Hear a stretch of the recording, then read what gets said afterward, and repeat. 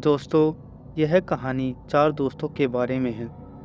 यह कहानी कितनी सच है, मुझे पता नहीं, पर जिसने मुझे यह कहानी भेजी है, उसने अपना नाम और जगह के नाम को गोपनीय रखने को कहा है। तो अब ज़्यादा वक्त ज़ाया ना करते हुए सीधे कहानी की शुरुआत करते हैं। मेरा नाम रोहन है। मुझे पता नहीं कि भूत-पिशाच होते हैं या नहीं, लेकिन मैंने जिसे देखा था, वह किसी पिशाच, किसी भूत से कम नहीं था। उसका वो भयानक सा चेहरा आज भी मुझे याद आता है। साल 2002 के करीब की यह घटना है। यह घटना मैं और मेरे 3 दोस्तों के बारे में है। मैं और मेरे 3 दोस्त विशाल, निधि और साहिल, हम तीनों भी अमीर घर से बिलोंग करते थे। मतलब कॉलेज के दिनों में भी पैसों के मामले में हमें कभी कोई दिक्कत नहीं हुई थी। साल 2002 में हम चारों ने एक साथ ग्रेजुएशन कंप्लीट किया था। हम चारों के चारों फर्स्ट क्लास में पास हुए थे। उस वक्त फर्स्ट क्लास मिलना भी बहुत बड़ी बात थी। और फिर इसी खुशी में हम सब ने मिलकर कुछ दिनों के लिए शहर से बाहर कहीं घूमने जाने का प्लान बनाया, कुछ 2-4 दिनों के लिए। हम सबके फैमिली के लोग भी एक दूसरे को काफ़ी अच्छी तरह से पहचानते थे, तो किसी के घर में कोई प्रॉब्लम नहीं था। उल्टा सब हमारे रिजल्ट की वजह से खुश थे। तो फिर प्लान के तहत हम सब ने कहीं रिसोर्ट या फार्म हाउस ढूंढना शुरू किया। लेकिन उसी दौरान छुट्टियां होने की वजह से हमें कोई अच्छा सा फार्म हाउस नहीं मिल रहा था। तब विशाल ने कहा कि उसके चाचा के गांव के पास एक बहुत ही अच्छी जगह है, वहां अगर कोई फार्म हाउस मिला तो बहुत बढ़िया होगा। अब उन दिनों में हमारे पास कोई मोबाइल तो था नहीं कि झट से कुछ डिसाइड किया और हो गया। आखिरकार यहाँ वहाँ ढूंढने पर एक फार्म हाउस हमें मिल गया। एक एजेंट के जरिए हमें उस फार्म हाउस का पता मिला। लेकिन बस एक दिक्कत थी कि विशाल के चाचा के गांव से थोड़ा हटकर बना हुआ था। अब सबने जाने का पहले ही मन बना लिया था और कोई भी किसी भी कारण से प्लान को कैंसिल नहीं करना चाहता था। तो सब एक झटके में वहां जाने के लिए राजी हो गए।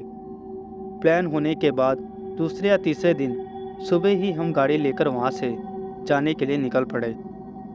विशाल के चाचा का गांव भी वहां से कुछ 7 या 8 किलोमीटर दूर था। लेकिन हम सब ने सबसे पहले फार्म हाउस पर जाने का फैसला किया। लोगों से रास्ता पूछते हुए हम फार्म हाउस तक आ पहुँचे। जब हम वहाँ पहुँचे तो फार्म हाउस को बाहर से देखकर थोड़ा अजीब भी लगा और थोड़ा अच्छा भी लगा। अजीब इस बात का लगा कि वह फार्म हाउस एक बहुत ही वीरान और सुनसान जगह पर था, जैसे किसी भूतिया फिल्म का सेट होता है। फार्म हाउस के पीछे घने पेड़ और झाड़ियाँ थी, शायद वो जंगल इलाका था। और अच्छा इस बात का लगा कि वह फार्म हाउस किसी महल से कम नहीं था, जैसा कि उस एजेंट ने हमें बताया था। वहाँ स्विमिंग पूल था, सब तरफ साफ सुथरा था, मतलब ज़रूरत की सारी चीज़ें वहाँ थी। और सबसे अच्छी बात यह थी कि वह हमें बहुत ही कम दामों पर मिला था, इसलिए हम सब मन ही मन काफ़ी खुश थे। लेकिन एक बात हम तब समझ नहीं पाए कि जहाँ सब कुछ अच्छा होने के बावजूद कम दाम पर मिले, वहाँ ज़रूर कोई ना कोई गड़बड़ होती है। हम खुशी से उस फार्म हाउस के अंदर चले गए। वहाँ एक नौकर हमारे आने का इंतज़ार कर रहा था, जो उस फार्म हाउस की रखवाली और साफ सफाई करता था। उसने हमें वह फार्म हाउस दिखाया और सबसे आखिर में एक बात कही, मैं यहाँ सुबह 7 बजे के बाद आता हूँ और शाम 6 बजे से पहले निकल जाता हूँ। और एक दूसरी बात, अंधेरा होने के बाद कोई भी पीछे का दरवाज़ा नहीं खोलेगा। तो साहिल ने उससे पूछा कि ऐसा क्यों? पीछे तो अच्छा सा बड़ा आंगन होगा ना, वहाँ रात में तो और भी मज़ा आएगा। तो उस नौकर ने जवाब में बस इतना ही कहा, यहाँ आसपास जंगली जानवर हैं जो पीछे के दरवाजे से घर के अंदर आ सकते हैं। तब हम सब ने उसकी तसल्ली के लिए बस उनकी हाँ में हाँ मिलाई और तैयार होकर पास ही की एक पहाड़ी पर जाने का प्लान बनाया। हम चारों तैयार फार्म हाउस से बाहर निकल ही रहे थे कि उस नौकर ने हमें फिर से चेतावनी दी, शाम 6 बजे से पहले वापस आ जाना, और तुम वापस नहीं लौटे तो मुझे पुलिस को बुलाना पड़ेगा। तुम्हारे आने तक मैं तुम्हारे खाने पीने का सारा इंतज़ाम कर दूंगा।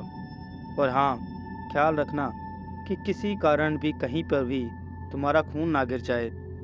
उनकी आखिरी बात सुनकर मैंने उनसे पूछा, ये खून का क्या मामला है? तो उस नौकर ने बस यही कहा, कुछ जानवर होते हैं जो खून के प्यासे होते हैं। वो खून को सूंघते हुए यहाँ तक आ सकते हैं। बस इसे चेतावनी समझ लो। बाकी तुम समझदार हो। जाओ, अपना ख्याल रखना। हमने उसकी बात की तरफ ज़्यादा ध्यान नहीं दिया। बाहर जाने पर निधि ने कहा, अरे ये दिन भर यहाँ अकेला रहता है ना, इसी वजह से इसकी ऐसी हालत है। ऐसे माहौल में लोगों के दिमाग काम करना बंद कर देते हैं। वह पहाड़ हमारे फार्म हाउस से बस 1 किलोमीटर दूर था, तो हमने पहाड़ी पर चलकर जाने का फैसला किया। हम उसी घने रास्ते से पहाड़ी की तरफ बढ़ने लगे। कुछ 1 घंटे में हम उस पहाड़ी के ऊपर थे। ज़्यादा ऊंची पहाड़ी तो नहीं थी, लेकिन वहाँ से हमारे फार्म हाउस की छत नज़र आ रही थी। हम चारों ने दिन भर खूब मस्ती की, पहाड़ी पर घूमे और कई सारी तस्वीरें निकाली, और हमें पता ही नहीं चला कि वहाँ घूमते फिरते कैसे दिन बीत गया। सूरज डूबने में तब भले ही वक्त था, लेकिन इस नौकर के हिसाब से हमें 6 बजे से पहले घर पहुंचना था, और उस वक्त घड़ी में 5:30 बज चुके थे। तभी मैंने उन सबसे कहा, अरे बस करो, हमें यहाँ से निकलना होगा। तो सब मुझ पर हंसने लगे और बोलने लगे, अबे तू कहाँ उस नौकर की बात मान रहा है? हमने यहाँ रहने के पैसे दिए हैं, हम जो चाहे कर सकते हैं। लेकिन निधि तब सोचने लगी और फिर उसने कहा, अरे नहीं, हमने भले ही यहाँ पैसे दिए हों, लेकिन वो यहीं रहने वाला है और उसे इस जगह के बारे में अच्छी तरह से पता होगा। उसने कहा था कि यहाँ जंगली जानवर हैं, तो आखिरकार विशाल ने भी हमारी बातों में हामी भरी। हाँ, सही बात है। वैसे भी आज हमारा यहाँ पहला दिन है, और पहले ही दिन किसी जानवर का शिकार होना तो अच्छी बात नहीं है ना। और ऐसा कहकर वो हंसने लगा। कुछ ही मिनट में हमने अपना सारा सामान भर लिया और पहाड़ उतरने लगे। शायद उस वक्त हम आधा पहाड़ उतर चुके थे कि तभी मुझे कोई कुर्राने जैसी आवाज़ सुनाई दी। तब शायद निधि ने भी वो आवाज़ सुनी, और हम दोनों अपनी जगह पर ही रुक गए। हम उस आवाज़ को थोड़ा गौर से सुनने की कोशिश कर रहे थे कि कहीं आसपास कोई खतरा तो नहीं। उस वक्त विशाल और साहिल दोनों आपस में बात करते हुए हमारे आगे चल रहे थे। तो मैंने निधि से पूछा, क्या तुम्हें कुछ आवाज़ सुनाई दी? तो उसने डरे हुए चेहरे के साथ जवाब दिया, हाँ, मतलब तुम्हें भी वो जानवर की आवाज़ सुनाई दी ना? और फिर अगले ही पल हम दोनों वहाँ से भागने लगे। हमें भागता देख विशाल और साहिल हम पर हंस रहे थे, पर ना चाहते हुए भी वो भी हमारे पीछे पीछे भाग रहे थे। मैं उन सबसे आगे था। मैं इतना डरा हुआ नहीं था, लेकिन निधि बहुत डरी हुई थी। और फिर तेज भागने के चक्कर में निधि किसी चीज़ से टकरा कर नीचे गिर पड़ी। तब तक मैं काफ़ी आगे निकल चुका था। मेरे वापस पीछे जाने तक साहिल ने जाकर उसे उठाया। तब मैंने देखा कि निधि के पैर में एक नुकीले लोहे का टुकड़ा घुस गया था, जो कि जूते को चीरते हुए अंदर तक गया था। उस वक्त हम थोड़े शांत हो गए। साहिल ने तब थोड़े गुस्से में ही कहा, पागल हो गए हो तुम दोनों? क्या ज़रूरत थी बिना वजह भागने की? हो गया ना जख्म? तब मैं शांत ही खड़ा था। विशाल ने निधि के पैर को पकड़ा, और बातों ही बातों में साहिल ने फट से वो टुकड़ा खींच कर बाहर निकाल दिया। लेकिन उसने उस टुकड़े को वहीं कहीं फेंक दिया। हम सबको निधि की हालत देख बुरा लग रहा था। तब मैंने साहिल को ये बात बताने की कोशिश की कि हमने किसी जानवर की आवाज़ सुनी, इसलिए हम भाग रहे थे। लेकिन वो और भी गुस्सा हो गया। पर तब तक फार्म हाउस काफ़ी करीब आ चुका था, तो हम धीरे धीरे चलकर ही फार्म हाउस तक पहुंच गए। हम दौड़ने की वजह से जल्दी तो पहुंच गए थे, लेकिन तब भी 6:10 हो चुके थे, और नौकर तब घर से निकल ही रहा था। नौकर भी तब शायद गुस्से में था। जाते जाते उसने बस इतना ही कहा, सारा इंतजाम हो गया है, अब घर के अंदर जाओ और सभी दरवाज़ों को अंदर से ठीक से बंद कर लेना। तब साहिल ने उनसे पूछा, अच्छा घर में कोई दवाई है? लेकिन वो नौकर अब किसी भी हालत में वहाँ रुकना ही नहीं चाहता था। उसने अपनी साइकिल निकाली और कहा कि घर के अंदर ढूंढो, मिल जाएगी। और इतना कहकर वो भी वहाँ से चला गया। हम सब घर के अंदर चले गए। मैंने खुद फार्म हाउस के सारे दरवाजे चेक किए और उन्हें बंद कर दिया। साहिल ने कहीं से फर्स्ट एड बॉक्स ढूंढ कर निकाला और निधि के पैर पर पट्टी कर दी। अगले दिन का हमारे पास कोई भी प्लान नहीं था, क्योंकि निधि के पैर में लगने की वजह से वो ठीक से चल नहीं पा रही थी। धीरे धीरे आसपास सब अंधेरा हो गया। पीछे के जंगल से हमें कुछ जानवरों की आवाज़ सुनाई दे रही थी, लेकिन उन सब में वो आवाज़ नहीं थी जिसे हमने पहाड़ से उतरते वक्त सुना था। हम सब पहले से ही बहुत थके हुए थे, तो खाना खाकर हम जल्द ही अपने अपने कमरे में सोने चले गए। साहिल, विशाल और मैं, हम तीनों एक कमरे में थे और निधि अकेली दूसरे कमरे में सो रही थी। रात करीब 11 बज रहे थे। मैं एक कुर्सी में बैठा हुआ उसी आवाज़ के बारे में सोच रहा था कि तभी मुझे फिर से वो भयानक सी आवाज़ सुनाई थी और मेरे रोंगटे खड़े हो गए। वो आवाज़ सुनकर ऐसा लग रहा था जैसे वो आवाज़ फार्म हाउस के पीछे से ही कहीं से आ रही हो। और अगले पल ही निधि हमारे कमरे के दरवाजे पर खड़ी थी। तब उससे कुछ भी पूछने की ज़रूरत ही नहीं पड़ी। उसका चेहरा देख मैं समझ गया था कि उसने भी उस आवाज़ को सुना था। विशाल और साहिल आराम से सो रहे थे और हम दोनों की नींद उड़ी हुई थी। इस बार निधि के चेहरे का रंग उड़ चुका था। उसके होंठ, हाथ, पांव थर-थर काँप रहे थे। उसने अपने गले से थूक निकलते हुए धीरे से मुझसे बाहर आने को इशारा किया। मैं कमरे से बाहर चला गया। तब उसने डरते हुए मुझसे कहा, रोहन, मुझे बहुत डर लग रहा है। तब मैंने उसे तसल्ली देते हुए कहा, अरे डरने की कोई बात नहीं है, सभी दरवाजे तो बंद हैं, मतलब मैंने खुद चेक किया था। तब निधि ने घबराती हुई आवाज़ में कहा, नहीं तुम समझ नहीं रहे हो, वो लोहे की पट्टी और उस पर लगा वो मेरा खून। मैंने गौर से उसे देखते हुए कहा, मतलब? निधि ने उसी आवाज़ में आगे कहा, अरे नौकर ने कहा था ना कि कोई कोई जानवर खून के प्यासे होते हैं, शायद वो जानवर मेरे खून को सूंघते हुए यहाँ तक आया हो। तो उसकी वो बात सुनकर तब असल में मैं भी डर गया था, लेकिन मैं निधि को और डराना नहीं चाहता था। मैंने फिर उससे से कहा, अरे तुम खामखा डर रही हो, हम घर के अंदर हैं और शायद ही कोई जानवर होगा जो इतने बड़े मजबूत घर का दरवाज़ा या दीवार तोड़कर अंदर आ सकेगा। तो अब तुम जाकर आराम से सो जाओ, कुछ भी अजीब लगे तो बस मुझे जगा देना। मैंने किसी तरह निधि को समझा बुझाकर उसके कमरे में भेज दिया, लेकिन वह खून वाली बात मेरे अंदर घर कर गई थी। मैं खुद शायद निधि से ज़्यादा डरा हुआ था। उस रात मैंने करीब 7-8 बार वो भयानक सी आवाज़ सुनी। ऐसा लग रहा था जैसे वो जानवर फार्म हाउस के आसपास कहीं मंडरा रहा है। दूसरे दिन सुबह मैं देर से जागा। मैं रात भर ठीक से सो नहीं पाया था। विशाल कहीं बाहर जाने की तैयारी कर रहा था। मैंने उसे आज के प्लान के बारे में पूछा तो उसने बताया कि निधि की तबीयत खराब है, तो वो घर से बाहर कहीं भी जाना नहीं चाहता और साहिल भी उसके साथ रुकने वाला है। तुम चाहो तो मेरे साथ मेरे अंकल के घर आ सकते हो, या फिर तुम भी आराम कर लो। तो मैं उठकर तैयारी करने लगा। मैं विशाल के साथ बाहर जाना चाहता था। मुझे न जाने क्यों अब उस घर से भी डर लगने लगा था। मैं घर से निकलने से पहले निधि के कमरे में गया तो वो अपने कमरे में सो रही थी। शायद मेरी तरह अब वो भी रात भर सो नहीं पाई होगी। और फिर साहिल को अलविदा कर हम दोनों भी विशाल के चाचा के घर के लिए निकल पड़े। उस वक्त मैंने विशाल से कहा कि यार मुझे यहाँ अच्छा नहीं लग रहा है, क्यों ना हम आज शाम होने से पहले यहाँ से किसी दूसरी जगह चले जाएं।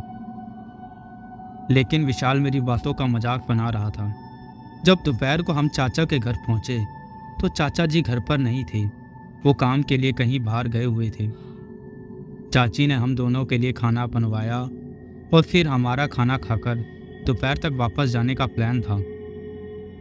लेकिन बातों बातों में जब विशाल ने अपनी चाची को हमारे फार्म हाउस के बारे में बताया तो चाची भी थोड़ा चौंक गई और चाची ने बताया कि आज तक उस फार्म हाउस के बारे में उसने कोई भी अच्छी बात नहीं सुनी थी। जब भी सुना है किसी हादसे या किसी बुरी घटना के बारे में ही सुना है। तब मैंने चाची से पूछा, कैसे हादसे? तो चाची ने कहा, ठीक से तो पता नहीं, पर सुना है कि लोग वहाँ से अचानक से गायब हो जाते हैं। तो कभी कभी लोगों की वहीं आसपास लाशें मिल जाती हैं। विशाल भी अपनी चाची की बात सुनकर सोच में पड़ गया था। मैंने उनसे उस फार्म हाउस के बारे में और जानना चाहा, लेकिन चाची को ज़्यादा कुछ पता ही नहीं था। तो तब चाची ने कहा कि शाम तक खिद जाओ, तुम्हारे चाचा को वहाँ के बारे में अच्छे से पता होगा। वो काम से वापस आते ही उनसे पूछ लेना, इसी बहाने उनसे मुलाकात भी हो जाएगी। उस वक्त मैंने विशाल को घर से बाहर ले जाकर निधि के बारे में, उसके खून और रात वाली आवाज़ों के बारे में बताया। अब थोड़ा थोड़ा विशाल को भी उन सब चीज़ों पर यकीन होने लगा। लेकिन उस वक्त हम दोनों अजीब हालत में थे। हमें अंधेरा होने से पहले फार्म हाउस पहुंचना था, लेकिन दूसरी तरफ चाचा जी को वापस आने में शाम होने वाली थी। फिर भी हमने उनका इंतज़ार करने का फैसला किया। किसी तरह दिन बीत गया। शाम होते होते विशाल के चाचा घर वापस आ गए और उसी वक्त हमने उनसे उस फार्म हाउस के बारे में पूछा। तब उनकी बात सुनकर हमारे तो होश ही उड़ गए। विशाल के अंकल ने हमें बताया कि उस फार्म हाउस के पीछे उन जंगल झाड़ियों में कोई पिशाच रहता है, जो वहाँ रहने वाले लोगों को मार देता है। अब तक वहाँ जो भी रहने गया है, ज़्यादातर लोगों की मौत ही हुई है। सुना है कि वो पिशाच खून का प्यासा है। अगर गलती से किसी का भी खून उस पिशाच को मिल गया तो वो उसे सूंघता हुआ उस आदमी तक आ पहुँचता है और फिर उसके शरीर का सारा खून पी जाता है। उनकी बातें सुनकर हमारी हालत ख़राब हो गई। हमने वहीं के एक टेलीफोन से फार्म हाउस पर फ़ोन करने की कोशिश की, लेकिन वहाँ कोई भी फ़ोन नहीं उठा रहा था। तब दिन तो ढल चुका था, अंधेरा होने लगा था और हमें किसी भी तरह साहिल और निधि की जान बचानी ही थी। विशाल ने जल्दी से गाड़ी निकाली और हम फार्म हाउस की ओर रवाना हो गए। वहाँ पहुँचते पहुँचते काफ़ी अंधेरा हो चुका था। जैसे ही हम गेट के अंदर गए, देखा तो फार्म हाउस का दरवाज़ा खुला हुआ था। हम दोनों दौड़कर ही अंदर चले गए।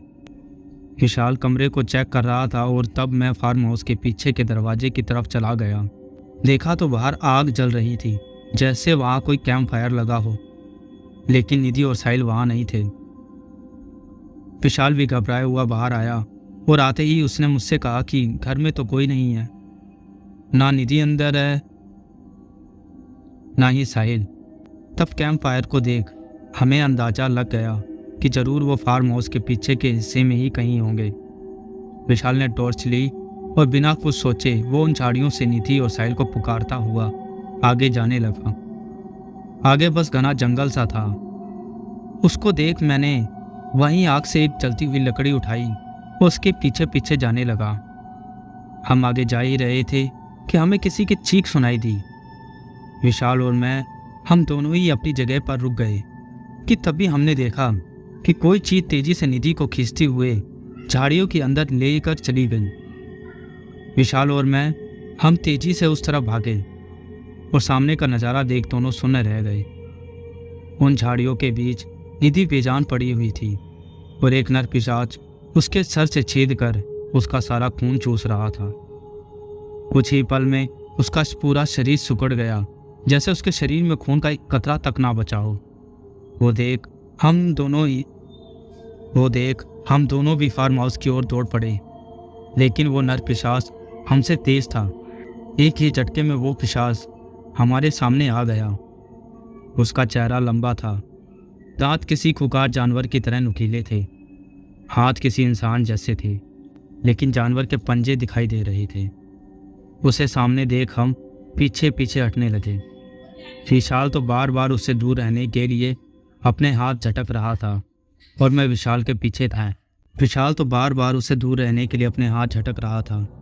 विशाल के पीछे था। मुझ में ना कुछ बोलने की ताकत थी और ना ही उसका सामना करने की। मैंने तो अंदर ही ये मान लिया था कि मैं मरने वाला हूँ। कि तभी उसने एक छलांग में ही विशाल को नीचे जमीन पर गिरा दिया। मैं किसी पुतले की तरह वहीं खड़ा था, एकदम सुन्न और कांपता हुआ। विशाल के हाथ से टॉर्च कहीं दूर गिर पड़ी। लकड़ी में जो आग थी उसमें सामने थोड़ा बहुत नजर आ रहा था। उस नर पिशाच ने एक झटके में ही विशाल के गले को कस के पकड़ लिया और फिर उसके सर पर एक बड़ा सा छेद कर दिया। विशाल का पूरा शरीर कुछ पल के लिए थरथराया और फिर सुन्न पड़ गया। उसके बाद उस नर पिशाच ने एक नज़र मेरी तरफ देखा और फिर विशाल के शरीर से भी खून चूसने लगा। मैं बस अपनी हाथ की लकड़ी को आगे की तरफ पकड़े हुए था। बस 1 या 2 मिनट में ही उसने विशाल के शरीर का सारा खून चूस लिया और वह फिर से खड़ा हो गया। उसके पूरे चेहरे पर, हाथों पर खून ही खून दिखाई दे रहा था। वह 2 कदम मेरी तरफ बढ़ा, लेकिन मैं उस आग को उसी तरह पकड़े हुए खड़ा था। फिर वो जोर से गुर्राया। ये गुर्राहट वही थी जो मैंने उस जंगल के अंदर सुनी थी, और फिर एक छलांग में ही वो झाड़ियों में कहीं गायब हो गया। वो कहाँ गया पता नहीं था, लेकिन फिर भी मैं वैसा का वैसा ही खड़ा था। ना मुझ में पीछे मुड़ के देखने की हिम्मत थी और ना ही अपनी जगह से हिलने की ताकत थी। करीब आधे घंटे तक मैं वहीं खड़ा था। लकड़ी की आग भी अब बुझ चुकी थी। फिर मैं किसी बेजान लाश की तरह चलते हुए फार्म हाउस के अंदर चला गया। उस वक्त ना मैंने दरवाज़ा और ना ही अपने आप को बचाने की कोशिश की। वो रात कैसे बीती मुझे भी पता नहीं। सुबह जब नौकर घर में आया तो उसने मुझे फर्श पर पड़ा हुआ देखा। मेरी आंखें तब भी खुली की खुली थी, किसी लाश की तरह। ना मैं चीज़ों को सुन पा रहा था और ना ही समझ पा रहा था। कुछ देर बाद शायद एम्बुलेंस या पुलिस वहाँ आई। मुझे अस्पताल भर्ती कराया गया। मैं बहुत बीमार था और सदमे में भी था। मुझे इतना बुरा सदमा लगा कि कई महीनों तक मैंने किसी से कुछ भी बात नहीं की। उस केस का आगे क्या हुआ मुझे कुछ पता नहीं, लेकिन मैं आज तक इस बात को समझ नहीं पाया कि उस नर पिशाच ने मुझे जिंदा क्यों छोड़ दिया। या तो वो उस आग से डरा था या फिर शायद उसका मन भर गया था। लेकिन उस दिन के बाद आज तक मुझे सुनसान जगह पर जाने में डर लगता है। आज भी मुझे उस नर पिशाच का चेहरा और उसकी गुर्राहट याद आती है।